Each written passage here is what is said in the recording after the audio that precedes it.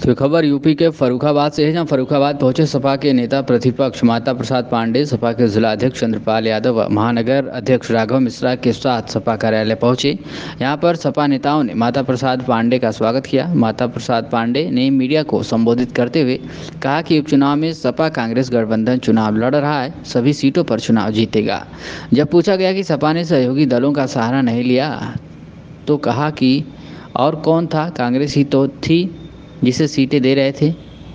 उन्होंने खुद मना कर दिया। मैनपुरी जनपद की करहल सीट पर अखिलेश परिवार के रिश्तेदार को चुनाव लड़ाकर भाजपा ने मामला काफ़ी दिलचस्प कर दिया। तो वहीं भाजपा किसी को भी चुनाव लड़ा सकती है, पार्टी का वोटर पार्टी को ही वोट देता है। भाजपा पहले ही हार मान बैठी है, भाजपा के पास कोई कैंडिडेट ही नहीं था। माता प्रसाद पांडे ने कहा कि जब हमारी सरकार होती थी तो जून में ही खाद की व्यवस्था कर देती थी, आज बुआई के समय व्यवस्था की जाती है। क्या कुछ कहें मीडिया से बातचीत करते हुए माता प्रसाद पांडे, नेता प्रतिपक्ष सपा ने, आप सुनिए। हमें तो हम लोग जानते हैं समाजवादी पार्टी सभी सीटों पर जो खाली है लड़ रही है। कांग्रेस और समाजवादी पार्टी का जो गठबंधन है, इंडिया गठबंधन, अखिलेश जी के नेतृत्व में इंडिया गठबंधन जीतेगा।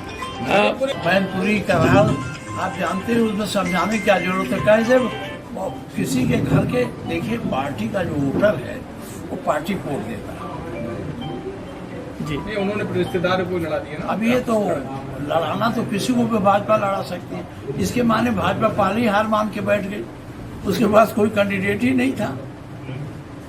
और गठबंधन में सहारा नहीं लिया आपने सहयोगी दलों का। सलमान खुर्शीद नाराज है, उन्होंने हमारी सीट। कौन?